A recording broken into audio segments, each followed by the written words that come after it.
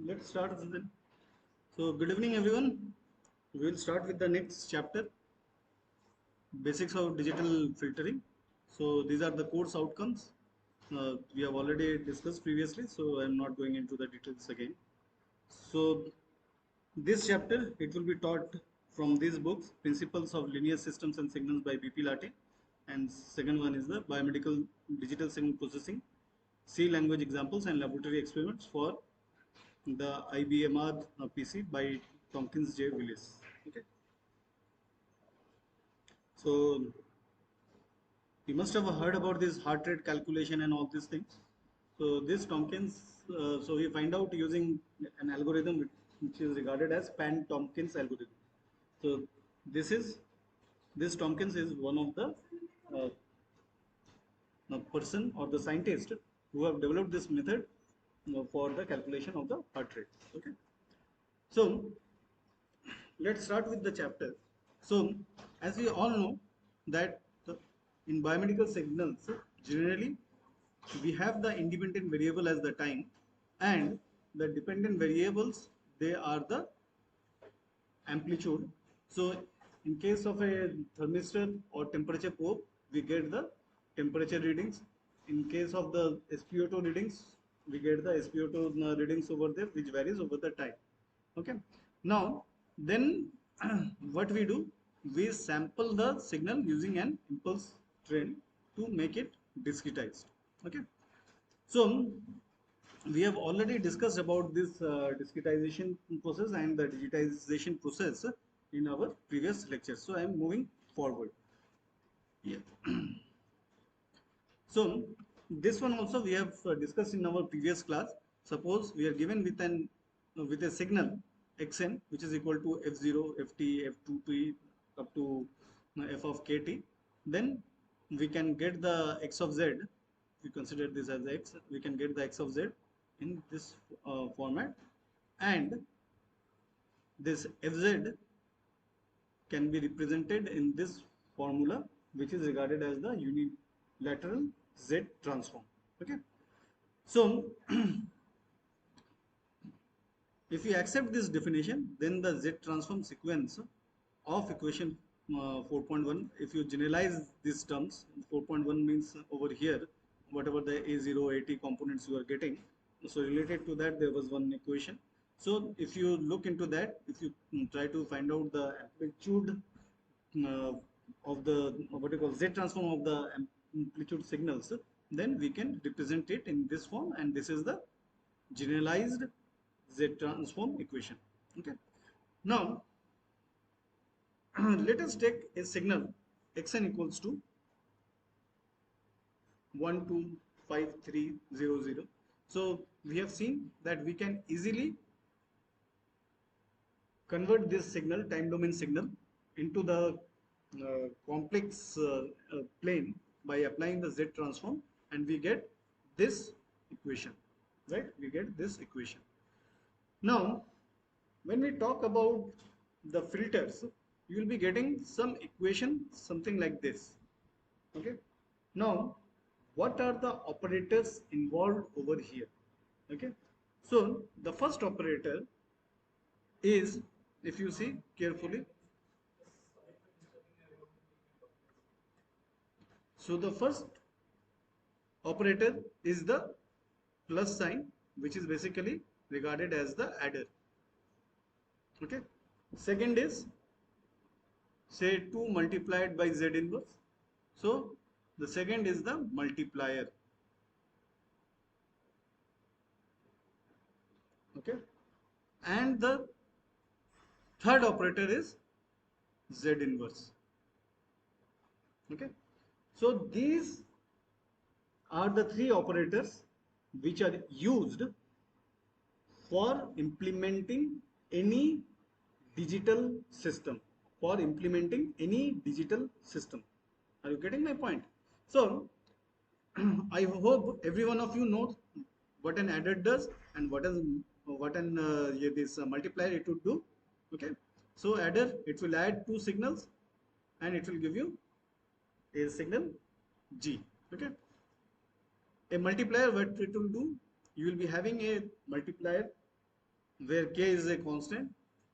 You give a signal component c into the multiplier and you get d, which is equal to c multiplied by k. Okay. So the next one, what remains is this z inverse. Okay. Now this z inverse, it is regarded as the delay of the system. Okay. It is regarded as the delay of the system. So what does this do?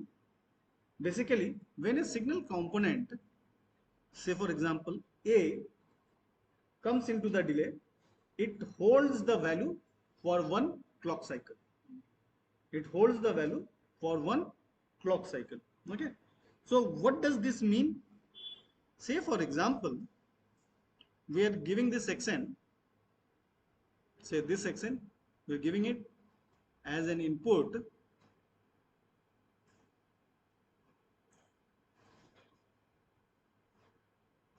to a system which is defined by in this way. Suppose this is a system where we are having multiple dual output, say for example, right? So what will happen at the first instance, we will be having one. Okay. Now if you see the first line at this output, at this first output, what we will be getting? Instantaneously I will be getting 1. Okay. Whereas in the second instance, what I said, it will hold the value for one clock cycle. Okay. So previous to the input signal of 1, what was there? There was nothing. So Z inverse, what it is doing? It is holding the current signal component for one clock cycle. Okay. It will be releasing it in the next one.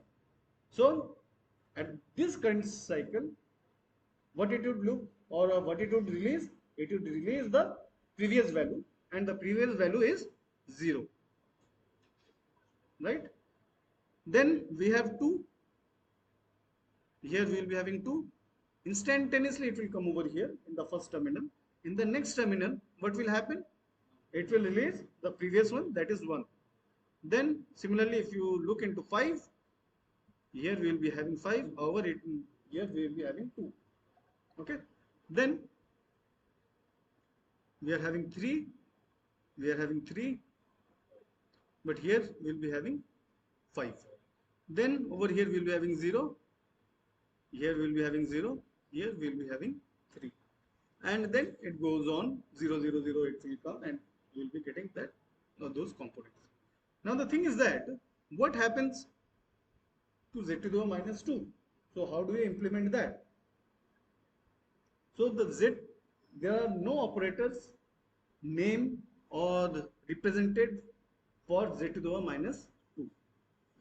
So we can write this z to the power minus 2 as z inverse multiplied by z inverse. Right? So that means we will be having 2 delay components before the signal components are being released. Okay. So what will happen? We will be having another delay z inverse. Okay. So what it will look? So previous to this instance, what was there? 0, 0, then 1, 2, 5, 3, then 0, 0 will come. Right? So are you getting my point? Similarly, if you want to implement z to the power minus 3,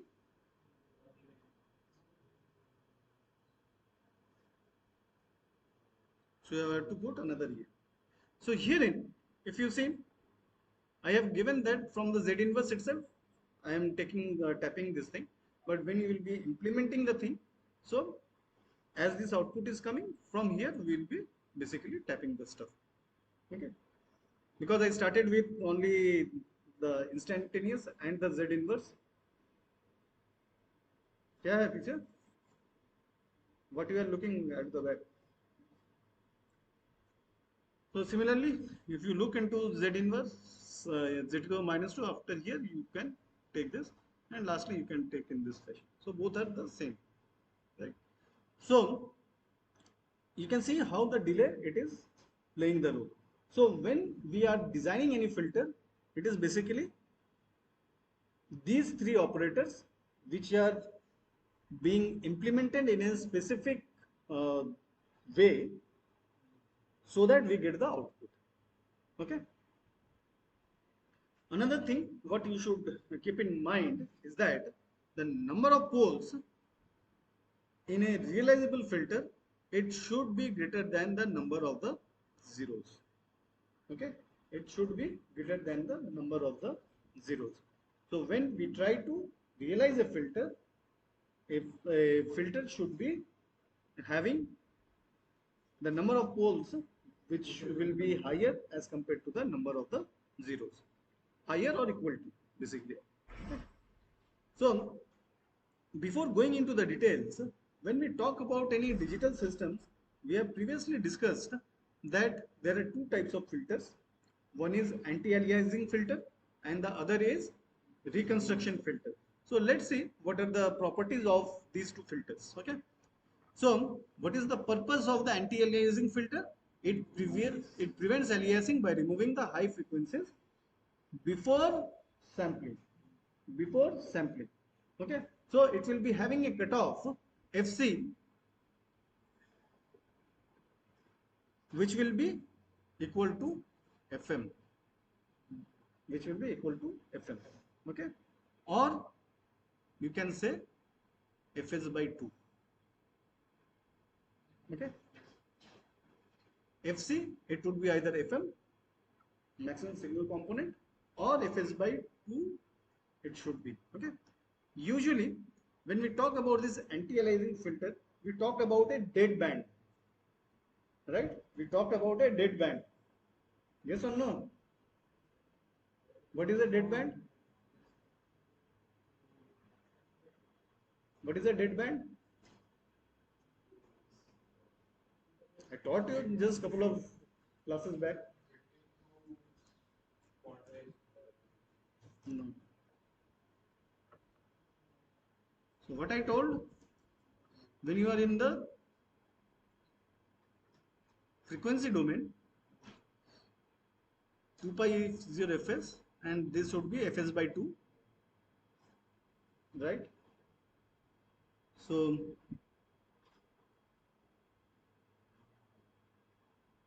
it is something like this, right? So here at pi, both the high frequency and the low frequency, they are getting combined. High frequency from here and the low frequency from here, they are getting combined because there is a mirroring of the frequency components. Okay. So to avoid that, what we did, we increased the sampling frequency. If we increase the sampling frequency, fs by 2, it would remain at the same position. However, what will happen? This fm,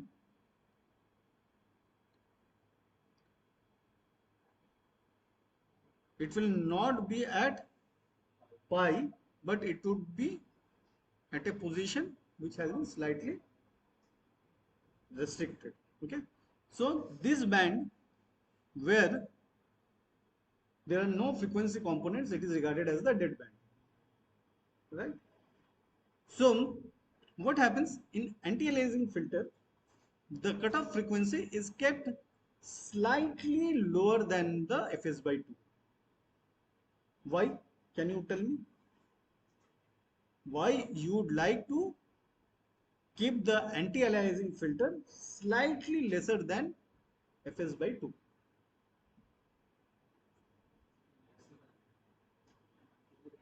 If you keep it, what happens?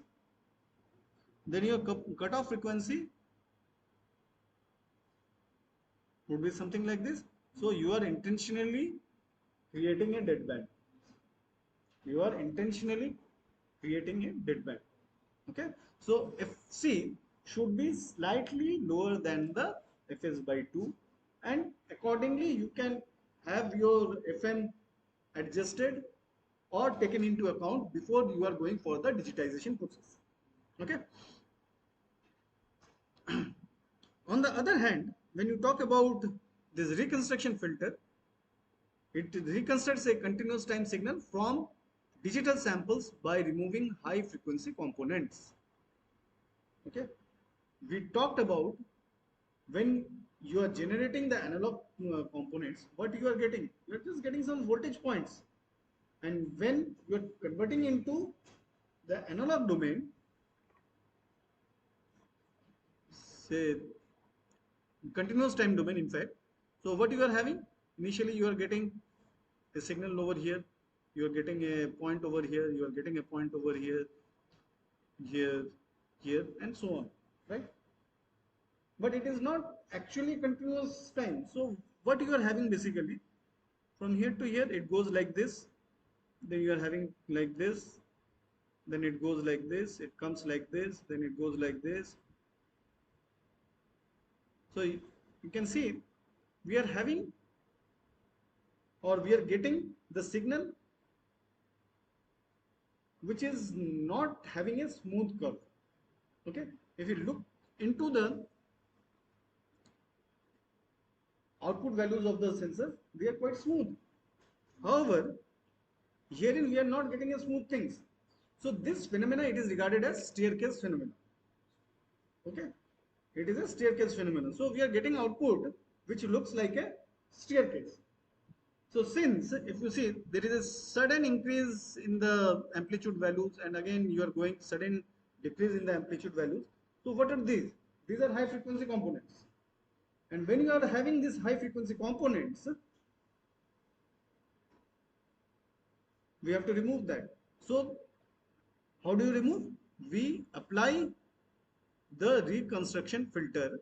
We apply the reconstruction filter, and by applying the reconstruction filter, what we are doing, we are eliminating the high frequency components.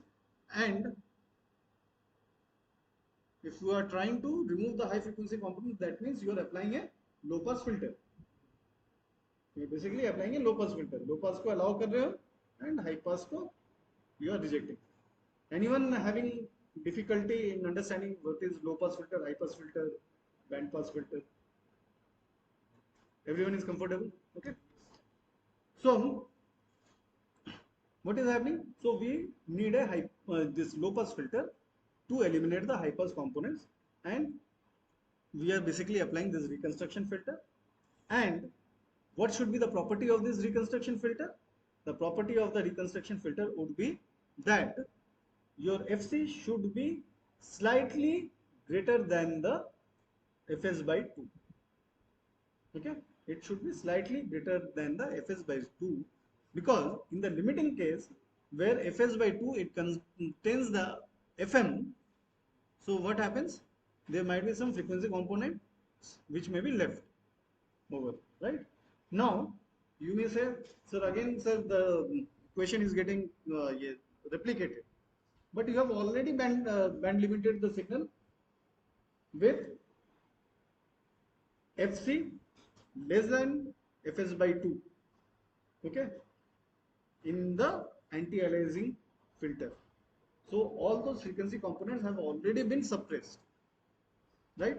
So at the analog end in the output, when you are designing this digital to analog converter, if you have the output of the reconstruction filter slightly greater than the Fs by 2, it will not harm you. Okay. So in this way, we will be not only be able to eliminate the high frequency component, but also we will be able to create a smoothened curve of this signal, okay, which is regarded as the envelope of the signal, okay, which is regarded as the envelope of the signal. You're getting my point? That means envelope means it gets smoothened out. Something like this, you will be getting a smoothened curve, and not and thereby you will be able to eliminate the high frequency components. Okay. Okay. So operation stage, anti-alias filter, it is applied before analog to digital conversion. Here after the digital to analog conversion. Filter type, low pass filter. Low pass filter, I already told you, both are acting in the low pass filter mode. Then signal direction, processes incoming analog signal before sampling. Over here, processes outgoing signal after digital to analog conversion, right? Then cutoff frequency, just below the Nyquist frequency, okay, half the sampling rate, at or slightly above the Nyquist frequency. When you go for the slightly above the Nyquist frequency, see, as I told you, that there would be no change in the frequency component because you have already band limited your signal over here. Okay. So design consideration, removes frequencies higher than the Nyquist frequency to prevent aliasing, smooths the reconstructed signal by removing high frequency artifacts. Okay. So from where this artifact is coming, I told you, due to the staircase phenomena, you will be having sharp edges, and due to those sharp edges, the high frequency components, they are coming. Okay. Impact on signals, prevents high frequency content from causing aliasing during sampling, ensures the output analog signal closely resembles the original continuous time signal. Okay. Application domain, applied in the analog domain before signal digitization, applied in the analog domain after converting digital data back to analog form. Okay. So the main difference, if you look over here, the main difference between the two filters, it lies in the choice of the cutoff frequency, basically. Okay. For anti-aliasing filter, the cutoff frequency is typically set to half the sampling rate to prevent aliasing. For the reconstruction filter, the cutoff frequency is often set to the original signal's bandwidth to ensure accurate interpolation. Okay. Now coming to the importance of the numbers of poles and zeros. The number of the poles and zeros, they play important role in three different aspects. The first one is the stability, causality, and filter design. Okay.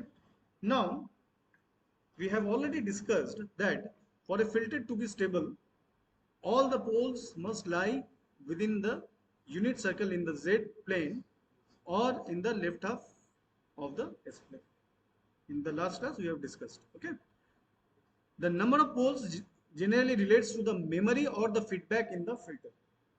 Okay, that we will see when we try to design the filters by different methods. Okay, more poles can lead to a higher order system, which often provides better control of the filter's frequency response, but requires careful design to maintain stability. Okay, when we are using a large number of the poles to what you call shape the frequency response of the filter, you have to carefully place the poles. If you place the poles either on the unit circle or outside the unit circle, what you can do, you will be designing either a marginally stable filter or a totally unstable filter.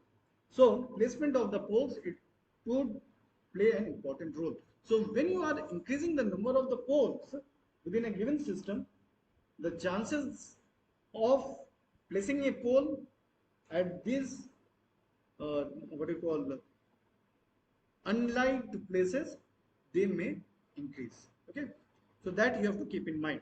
Now the second thing is causality. A realizable filter must be causal in nature. Must be causal in nature. So for a causal filter, the number of poles should generally be greater than or equal to the number of the zeros. Okay. This ensures that the filter can have necessary feedback to produce a causal response. Okay. Otherwise, what happens if you do not have the sufficient number of the poles? Then what happens in the time domain? If you look into the causality, if you look into the negative side of the time domain, then you will be in the negative time information, say -1, -2, -3 time indices, you will get some amplitude values.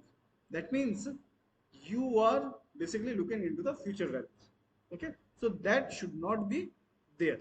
Okay, So next is in practical filter design, especially for the IR, having more poles than zeros allows the filter to achieve a desired frequency response with a lower order filter. Okay, this makes the filter more efficient in terms of computational resources. However, it also requires careful design to ensure that the additional poles do not introduce instability. So these are some of the examples how you can design the filters. This is the simplest one pole filter.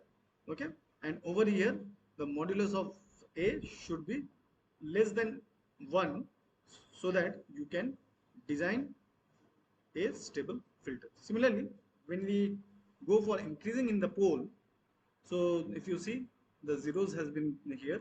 So in this case also, if you see the number of poles, they are greater because what is the highest power? Highest power is 2.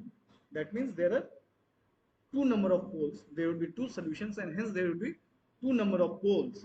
And because of that reason, if you see again over here in the numerator, the polynomial this order it is 1.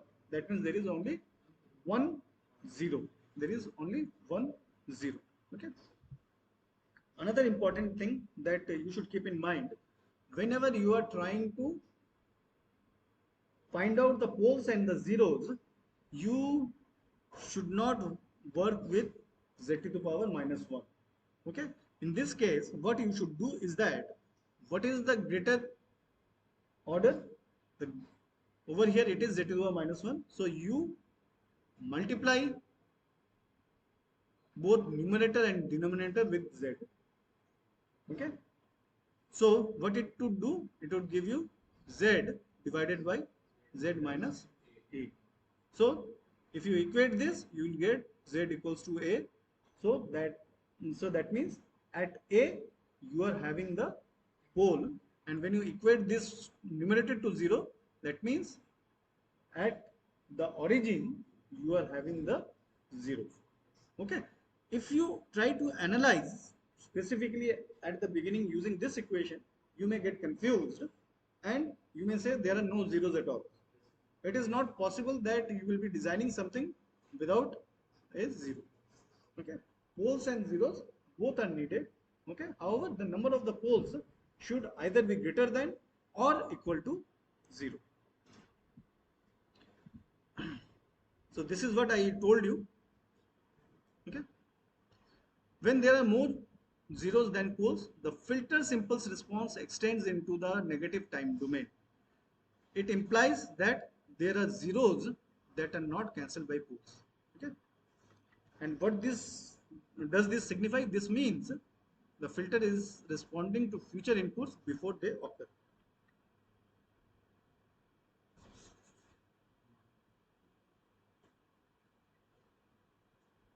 Okay. So all these things they talk about whatever we have discussed. So I am just skipping those.